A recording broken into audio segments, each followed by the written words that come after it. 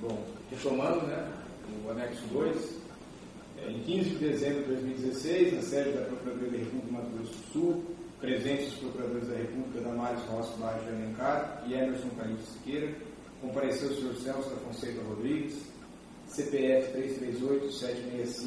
338-765-417, dígito 00, devidamente acompanhado por sua advogada Camila Augusto de Lima, OABLS 58443.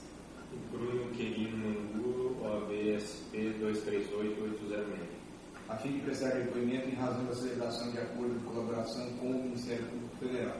Neste momento, todos os presentes são cientificados da proibição do uso de quaisquer instrumentos de gravação ou registro de áudio ou vídeo próprios e declaram não estar fazendo uso oculto ou dissimulado de qualquer equipamento sob as penas legais, observadas todas as cautelas de sigilo determinadas e atendendo aos ditames da Lei 12.850 de 2013, notadamente quanto aos dispostos nos artigos 4º a 7º, pergunta ao Sr. Celso. Os advogados lá presentes são seus defensores legalmente nomeados para lhe assistir no presente ato? Sim. O senhor renuncia ao direito ao silêncio, reafirmando o compromisso legal de dizer a verdade? Sim. O senhor pretende colaborar de forma efetiva e voluntária com investigações e processos criminais nos termos firmados com o Ministério Público Federal? Sim. O senhor, junto aos seus defensores, autoriza expressamente, está ciente do registro audiovisual do presente ato de colaboração? Sim. O senhor está ciente de que os efeitos da colaboração premiada dependem de um ou mais dos resultados previstos no artigo 4º da Lei 12.850 de 2013? Sim. O senhor, no tocante ao anexo 2, pagamento de propina para Sérgio Corrêa Brasil, referente à linha 5 do metrô de São Paulo, pretende responder às questões formuladas? Sim. Então, vamos a ela. Senhor Celso, como começou essa questão envolvendo a linha 5 do metrô? Então, é necessário contextualizar. A licitação da linha 5 ela foi dividida em duas fases. A primeira fase era a pré-qualificação, que várias empresas apresentavam as suas qualificações técnicas, comerciais. E a segunda fase, que seria um outro edital, que seria a fase comercial, de planejamento e comercial. Essa fase de pré-qualificação, ela começou em 2008, demorou um período porque teve recursos de um lado, do outro, impugnações e tal. E o edital foi efetivamente publicado, acho que em junho de 2009, para a abertura da proposta de pré-qualificação, junho de 2009. Esse edital, ele versava sobre 8 lotes de construção. Esses lotes, tinham 2 deles que eram muito específicos. Eram lotes que seriam construídos com o equipamento, o shield, que é o conhecido como tatuzão. O lote 3, ele seria utilizado para a construção 2 shields com 6 metros de diâmetro, e o lote 7, um shield maior de em torno de 10 metros de diâmetro. Então, durante esse processo de pré-qualificação, onde vários consórcios se apresentaram, apenas 2 consórcios ficaram habilitados para a execução dos lotes 3 e lote 7. Todos os demais consórcios não se habilitaram porque não tinham qualificações técnicas para atender às exigências do edital. Bom, uma vez publicado, então, as empresas pré-qualificadas, foi preparado, então, o edital da fase comercial. E esse edital ele tinha uma característica muito específica que cada empresa habilitada que ganhasse um lote, os envelopes seriam abertos na sequência dos lotes. 1, 2, 3. Já tinha sido licitado à parte, porque o projeto dele já estava pronto. Depois o metrô licitou o 2, 3, 4, 5, 6 e 7. E a característica do edital dizia o seguinte: as empresas que ganhassem o lote 2, por exemplo, o envelope dela, se ela tivesse no lote 3, nem seria aberto, porque cada empresa, cada consórcio só poderia ganhar um lote.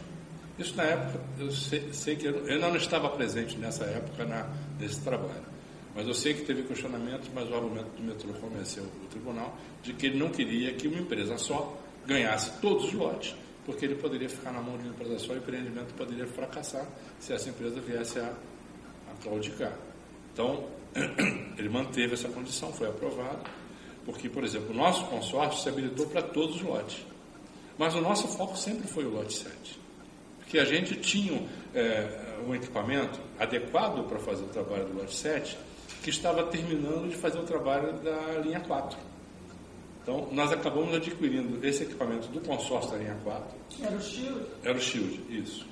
O consórcio da linha 4 era composto de 5 empresas. Camargo, Andrade, CNO, OAS, que era o Galvão. Dessas 5 empresas, elas se abriram em 2 consórcios para disputar a linha 5. O nosso consórcio para a linha 5 era a Queiroz Galvão, era nós, a Queiroz Galvão e a OAS. E nós compramos do consórcio da linha 4 o Shield de diâmetro maior. O consórcio da Queiroz, da OAS, da Andrade Gutierrez e da Camargo Correia não mostrou interesse porque eles tinham interesse em fazer com os Shields menores.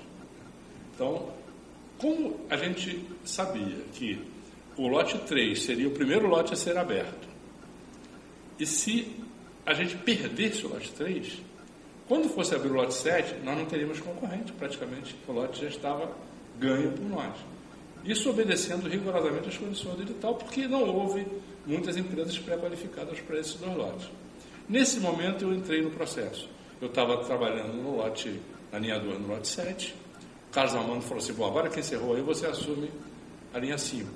E de quebra você assume também o finalzinho da linha 4, que já está por terminar. Então eu comecei a trabalhar nesse edital junto com 2 sócios, que era Queiroz Galvão e OAS. Na Queiroz Galvão, o diretor, que era meu par nesse consórcio, era o Mário Bianchini, e na OAS, nesse momento, era o José Alex. Teve um momento desse estudo, que durou todo o ano de 2010, que houve uma troca de diretor da OAS. Saiu o José Alex e entrou o Heraldo Batista. Eu não sei precisar exatamente qual foi esse momento, por isso que tem algum momento que eu comento que participou da reunião José Alex ou Heraldo, porque eu não me lembro se já tinha sido trocado ou não. Mas então, nesse processo, quando saiu esse edital, esse primeiro edital comercial, o edital estava muito ruim. Ruim no aspecto de que tinham vários itens de serviço que a gente, pelo projeto, sabia que iam existir e que não estavam contemplados na planilha de preço do petróleo. Posso dar alguns exemplos. Por exemplo, uma coisa importante. O seguro de risco de engenharia era caríssimo para o lote 3 e lote 7, era mais de 2 milhões de reais, e não tinha em nenhum momento na planilha a remuneração desse serviço. E outros exemplos que a gente tinha, e então a gente começou a procurar o diretor responsável dentro do metrô, que era o Sérgio Brasil. Ele era naquela época diretor de assuntos corporativos, que era ele que cuidava do processo licitatório. Ele tinha as equipes, mas no final passava tudo por ele, mostrando para ele que o edital estava com falhas. E não fomos só nós que falamos isso, outras empresas também, eu tenho conhecimento, que conversaram sobre isso. Só uma pergunta, quando o senhor foi direcionado dos outros contratos que o senhor estava para trabalhar na linha 5, foi pelo senhor Carlos, se disse? Foi Carlos Armando Pascoal. Houve alguma razão específica para isso ou não? Só era a rotina de trabalho mesmo? Vou tirar daqui, por lá, o senhor vai assumir a responsabilidade sobre a linha 5? Não, porque minhas últimas experiências, desde 2003, foram obras de metrô. Então, eu trabalhei na obra da linha 4. Pelo conhecimento técnico. Pelo conhecimento técnico. E sempre nesse momento eu era gerente de produção. Então, eu conhecia a fundo a técnica de produção. Entendi. Já tinha as equipes preparadas. Aí foram identificadas as falhas do edital e os senhores assim... Nós começamos a conversar com essa pessoa. Mas, naquela época, não foi dado ouvidos a nossas críticas sobre o edital. E foi publicado e foi mantida a entrega e foi aberta a licitação nessa época. Quando abriu o lote 2, que foi o primeiro lote na sequência, os lotes eram abertos em sequência, a proposta ganhadora do lote 2 era um consórcio formado pela Galvão Engenharia e a Serveng. Esse consórcio estava com um preço 30% acima da expectativa do metrô, porque eles incluíram no orçamento deles tudo que não estava incluído no edital. O metrô recebeu essa proposta, quando ele viu o valor, ele resolveu suspender a sessão e, pouco tempo depois, ele resolveu anular essa etapa da licitação. Para rever os problemas que tinham no edital, ele começou a perceber que tinham problemas, né? Eles com a equipe dele lá. O senhor Sérgio Brasil, sim. E a partir disso a gente começou a fazer reuniões. Onde eram essas reuniões? Lá no próprio metrô, no gabinete dele, na sala dele do metrô, Quem na Rua Boa comparecia Vista. nessas reuniões? O senhor? Eu comparecia algumas vezes sozinho, às vezes ele me chamava sozinho, e na maioria das vezes eu ia junto com meus 2 sócios, que eram o Mário Bianchini e o José Alex, nessa época. E a discussão era sobre isso, sobre que o edital não comportava, que não estava compatível o valor da obra com os desafios e os serviços a serem realizados.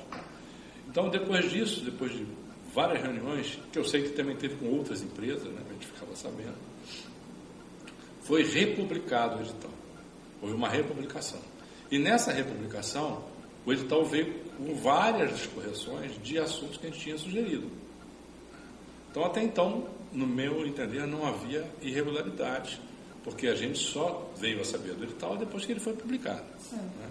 E tudo que a gente colocou lá não foi para cercear a concorrência, porque, como eu lhe falei desde o início, doutora, o lote 7 ele já tinha dono, porque não tinha concorrente, nós éramos o único concorrente, desde que nós não ganhássemos o lote 3. Uma vez que o consórcio da Andrade Camargo ganhasse o lote 3, eles não apresentariam, não seria aberto o envelope deles do lote 7. Então só ia abrir o nosso. E foi exatamente o que aconteceu. Bastava que nós entrássemos com um preço mais alto do lote 3. Se desse alguma interferência no processo, a gente acabaria até ganhando o 3, mas nossa meta sempre foi o lote 7. Então, esses argumentos foram de fato serviços que não estavam contemplados, que precisariam estar contemplados. Bom, quando foi... Vou só ver as datas aqui. Quando foi feita essa republicação, que algumas das nossas sugestões já tinham sido atendidas, a proposta do edital foi aberto e o resultado ocorreu no dia 24 de setembro. Foi quando foi aberta a proposta e publicados os ganhadores. Nesse momento, quando apareceram os ganhadores, eu fui chamado lá no escritório do Sérgio Brasil. Deixa eu só conferir aqui. Não, desculpa, foi depois que o seu contrato foi assinado. Foi publicado, nós ganhamos, aí o contrato foi assinado. Foi feita a homologação, publicado no Diário Oficial, e no dia 20 de outubro o contrato foi assinado. Aí nós fomos chamados, eu fui individualmente primeiro, chamado lá no gabinete do Sérgio Brasil. Por ele mesmo? Por ele.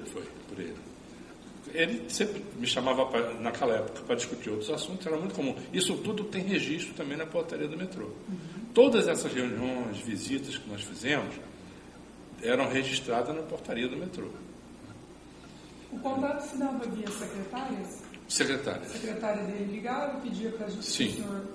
Às vezes eu pedia reuniões com ele, via secretária também. A secretária dele nessa época, acho que chamava-se Bruna. Eu não coloquei porque eu não tenho tanta certeza, mas eu acho que era Bruna. Bom, aí ele me chamou e falou assim: Celso, tudo bem, vocês ganharam a obra, agora, pelo trabalho que foi feito, que viabilizou a conquista de vocês desse contrato, eu preciso de uma participação, preciso que vocês me deem uma gratificação. Então, eu não tinha combinado nada com ele, então foi, mas como assim? A gente falou que queria, que tinha compromisso e que queria essa gratificação. Eu falei, o que é isso? Gratificação seria propina. Propina. Na palavra dele, ele falou em gratificação, mas claramente era propina, pedido de propina, pelo suposto trabalho de contrapartida que ele tinha feito no edital. Né?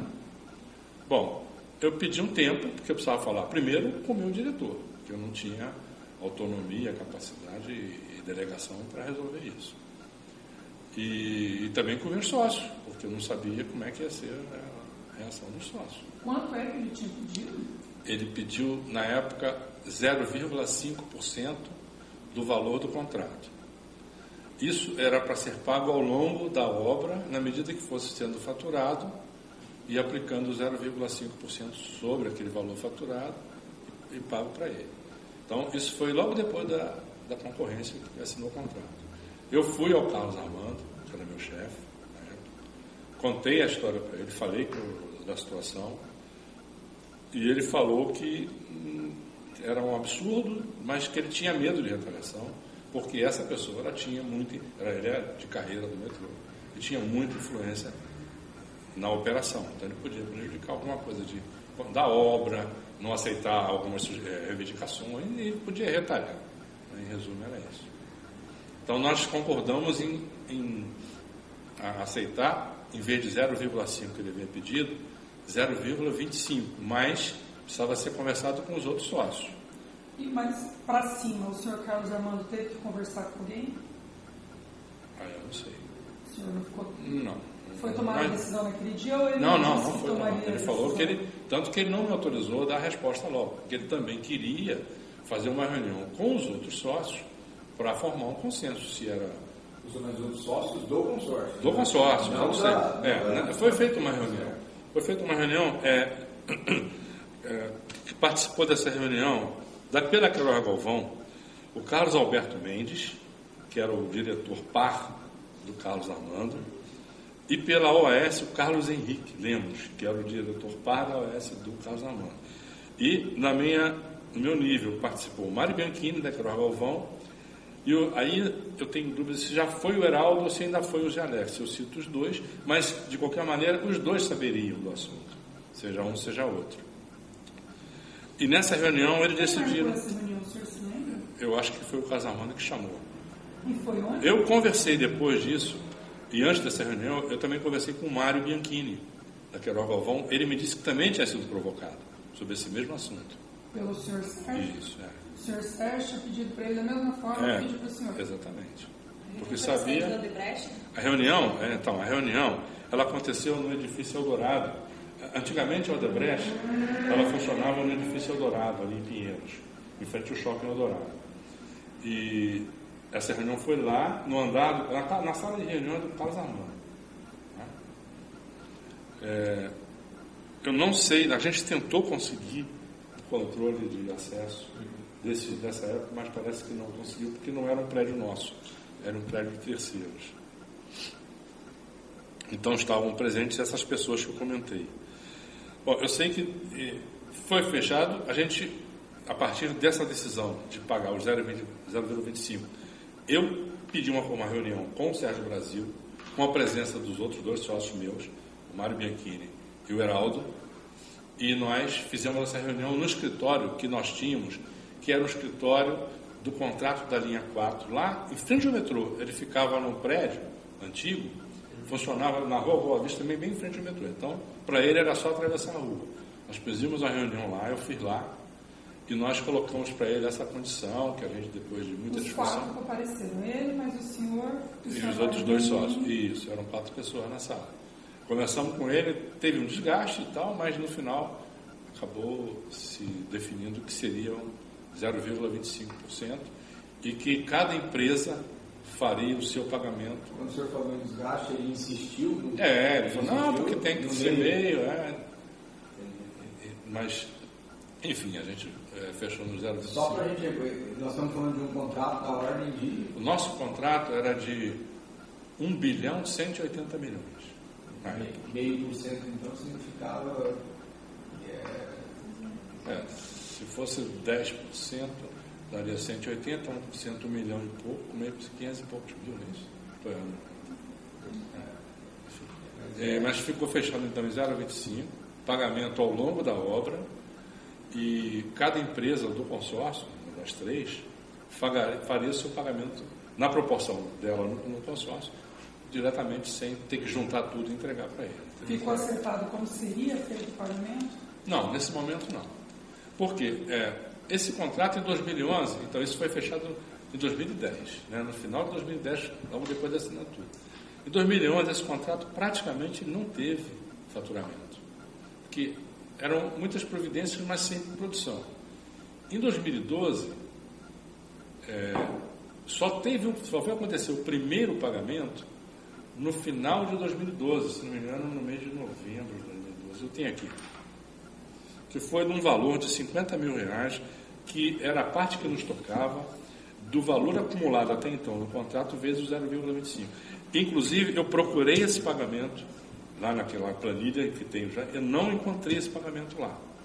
Mas eu sei que foi feito porque eu estava lá. Então foi eu que operacionalizei. De fato, esse pagamento ocorreu. Quando o senhor disse que estava lá, só para a gente... como é que foi isso? Não, que não estava na planilha. Não, você não estava na planilha, mas ele recebeu, confirmou para o senhor? Não, porque eu sei porque foi eu que operacionalizei. Fui eu que dei as condições para ele receber. Como é que funcionava? Como foram essas condições? Então como é que funcionava esse negócio do pagamento? Esse foi o segundo pagamento que eu fiz para ele. Um outro que eu fiz, que não tem nada a ver com a linha 5, quando eu assumi a linha 5, eu também assumi o restante da linha 4. Isso no segundo semestre de 2010. Nesse período, houve uma cobrança, pessoal de dentro do contrato, do consórcio, que eu não tenho como definir quem foi, exatamente eu não me lembro, até porque não era um assunto que eu tratei, que existia uma dívida da CNO com essa mesma pessoa, o Sérgio Brasil, e que nesse momento o codinome dele era brasileiro. Isso num assunto relacionado ao contrato da linha 4, que eu peguei para encerrar e não tinha a menor ideia do que era, nem que contrapartida era. Mas o fato é que tinha uma dívida lá que eles estavam alegando e que só faltava a CNO pagar. Eu perguntei a Carlos Armando se ele tinha alguma coisa disso, algum conhecimento. Só isso deve ser coisa antiga, não é de agora. O senhor sabia o valor que ele estava pedindo? Eu sabia porque eu operacionalizei esse pagamento. Ele consta do... que é o outro... Sim. É um outro contrato. É o próximo. Não é o próximo, não. É porque esse ele está junto com o da linha 5. Ele está junto com o da linha 5, porque como é um negócio que eu não tinha informação suficiente para gerar um anexo, então ia ser uma coisa que ia jogar no ar.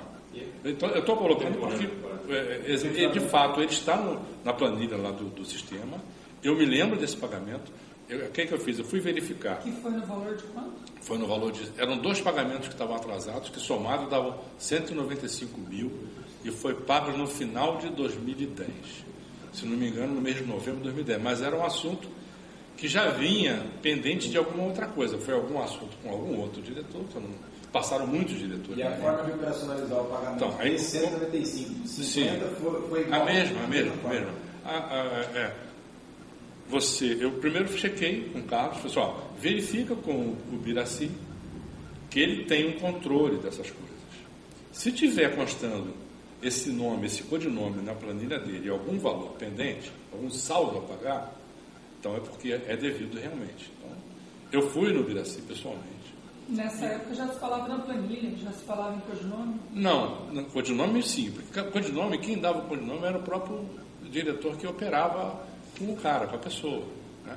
Esse codinome dele, brasileiro, é uma coisa que já estava bem lá de trás, que eu até então não sabia, fiquei sabendo quando eu assumi esse contrato. E lá tinha, com o Biraci, que eu nem sabia se isso era ou não era sistema estruturado, eu sabia que o Biraci tinha um controle disso.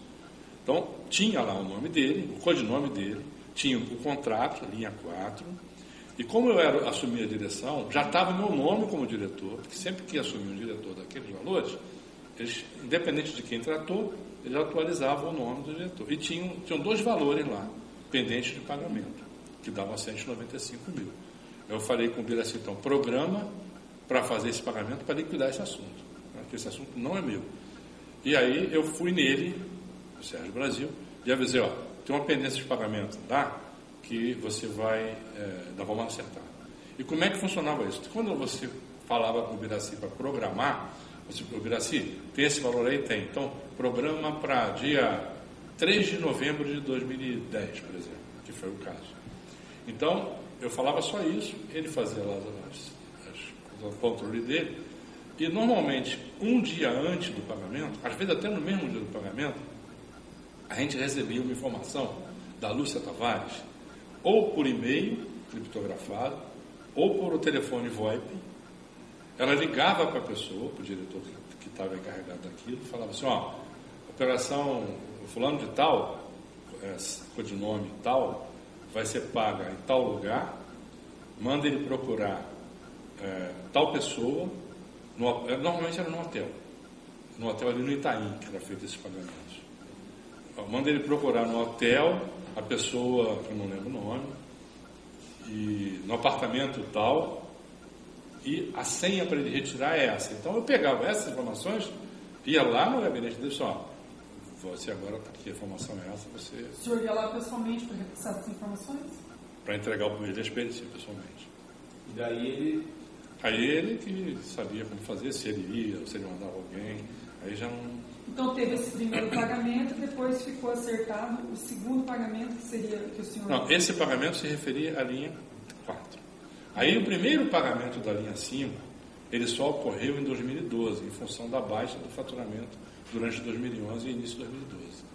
Então ocorreu, foi um valor de R$50 mil, mesmo processo de planejamento, de programação. Eu busquei encontrar isso nas planilhas lá, mas não encontrei, mas eu afirmo que foi pago porque fui eu que operacionalizei. Né? E foram, na linha 5 foi o único pagamento que eu fiz. Depois eu saí da linha 5 no final do ano, 2012, esse pagamento foi feito em dezembro de 2012, 50 mil. Eu saí da linha 5 para estudar a PPP da linha 6. E entrou um outro diretor de contrato na linha 5. Daí para frente eu não sei mais o que aconteceu. Esse codinome encostado foi identificado? Esse codinome encostado é o da linha 5. Fui eu que dei esse codinome a ele. Quando foi acertado pagar o 0,25%, então eu tinha que definir um codinome. E isso foi feito já no final de 2010, início de 2011, essa programação. Então, eu coloquei encostado, porque para fazer relação. Quando houve a mudança de governo estadual, ele realmente foi encostado. Ele, apesar de ser funcionário de carreira do metrô, ele perdeu as funções, ficou lá. O senhor Sérgio Brasil. Isso. Ele ficou como assessor de alguma coisa lá. Então, eu passei o codinome de encostado por essa razão. Então, sempre que aparecer encostado, se é pagamento feito por mim, é ele. Que foram 2 pagamentos que foi feito, um da linha 5 e depois nós vamos falar um da linha 6. E aí eu mudei de contrato, fui estudar a linha 6, não fiz mais nada, não sei como é que foi dado seguimento a isso, mas esse é o fato da linha 5. Vamos dizer, o diretor que assumiu esse contrato, o senhor não sabe se continua a repassar. Não perguntei, porque aí era um problema. Aí, ao Sérgio Brasil, especialmente. Não sei se ele manteve o mesmo nome, se ele trocou de nome, porque cada diretor definia. Só para esclarecer, porque eu fiquei na dúvida. Houve, então, 2 pagamentos que foram feitos para o senhor Sérgio Brasil. Um deles foi esse de 195 mil, referente à linha 4, com o codinome de brasileiro. Certo. Que era alguma coisa que vinha lá de trás. Certo. E houve esse segundo pagamento, que é da linha 5, de 50 mil, já com o codinome de encostado. E o outro que ele vai falar no outro anexo. E o outro foram 3 pagamentos no total. Tem algum acréscimo? Não, que eu me lembre, não. Eu estou olhando aqui, ver se fugiu alguma coisa. Está aqui, está. Não, então não tem, então é isso mesmo. Entre as provas que o senhor indica, tem um apontamento de cláusulas ajustadas. O senhor faz só o comparativo das cláusulas? Ou houve algum tipo de anotação por próprio punho ou coisa desse tipo que tenha ficado do senhor Sérgio Brasil nessas reuniões que os senhores discutiam o edital e a republicação do edital? Eu acho que não, é provável que não. E eu não encontrei mais nada. Então, até pode ter havido, mas não achei. A gente muda de um contrato para o outro, quer dizer, passa a borracha. Entendi. Mas eu não sei. Mas essas marcas que a doutora deve estar se referindo... As marcas, sim, fui eu que fiz. Pois, porque isso veio de uma conversa com ele, acredito que ele possa ter incorporado. Todas as marcas que nós colocamos no edital, se comparar, é fácil. É comparar. Aliás, eu não fiz nem do edital. Se eu não me engano, eu fiz da minuta de contrato, que é anexo do edital. Que ficava mais claro. Né? Então, é fácil comparar como era o edital inicial e como era o edital republicado. As mudanças que aconteceram. E essas mudanças foram oriundas das conversas, que não só eu tive. Acho que outras empresas também apresentaram seus pleitos lá, porque o edital, de fato, tinha muitas falhas, o primeiro edital. Doutor, de alguma... Bom, então a gente encerra aí o anexo 2. Termo de declaração. Termo de declaração referente ao anexo 2.